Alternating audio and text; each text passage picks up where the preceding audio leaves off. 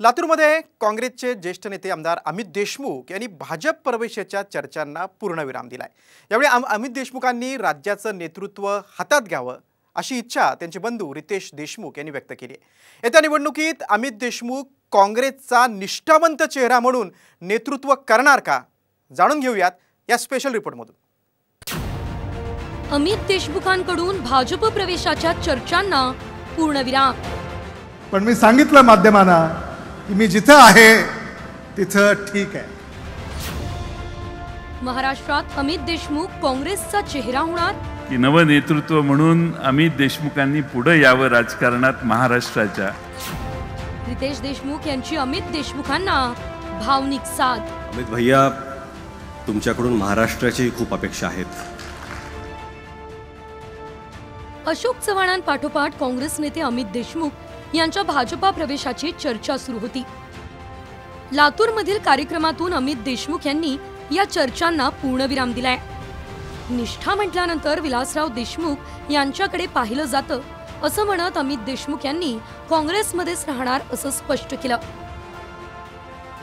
आणि म्हणून येणारा काळ हा काही सोपा नाही, हा संघर्षाचा आहे। पण मी सांगितलं माध्यमांना की मी जिथे आहे तिथे ठीक आहे।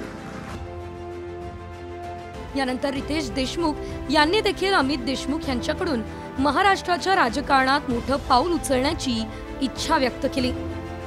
सोबतच काका आणि पुतण्याचं नातं कसं असावं याचं उदाहरण देत विलासराव आणि त्यांचे बंधू दिलीपराव यांचा किस्सा सांगितला। त्यावेळेस त्यांना अश्रू अनावर झाले। अमित भैया, तुमच्याकडून लातूरच्या तर खूप अपेक्षा आहेतच,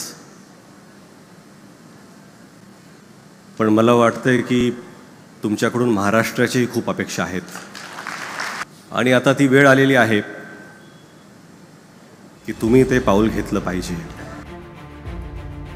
रितेश देशमुख यांनी भावनिक साथ घातल्यानंतर राष्ट्रवादीचे नेते जयंत पाटील यांनी देखील अमित देशमुख यांना महाराष्ट्राच्या नेतृत्वात पुढे येण्याचा सल्ला दिला। की नव नेतृत्व म्हणून अमित देशमुखांनी पुढे यावं राजकारणात महाराष्ट्राच्या।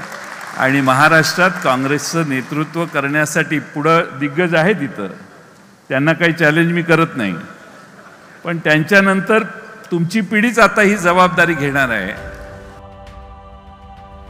काँग्रेसमधून बड्या नेत्यांचं आउटगोईंग थांबत नाहीये। अशोक चव्हाण, बाबा सिद्दीकी, मिलिंद देवरा अशा जुन्या नेत्यांनी काँग्रेस सोबत नाळ तोडल्या। काँग्रेसमधील बडी घराणी सोडून जात आहे, त्यामुळे मोठी पोकळी निर्माण झाली आहे। अशा परिस्थितीत अमित देशमुख यांच्याकडे नेतृत्व आल्यास काँग्रेसला फायदा होईल। अमित देशमुख यांना काँग्रेसचा निष्ठावंत चेहरा म्हणून पुढे करण्याची काँग्रेसला संधी आहे।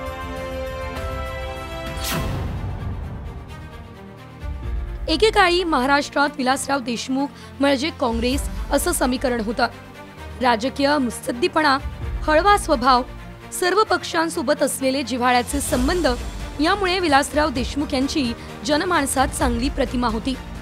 अमित देशमुख हे देखील विलासरावांचा वारसा जपण्यासाठी सक्षम आहेत। आता काँग्रेस हायकमांड या संधीचा फायदा घेणार की अंतर्गत कलहांमध्ये गुंतून राहणार हे पाहणं महत्त्वाचं ठरेल। ब्युरो रिपोर्ट, साम टीव्ही न्यूज।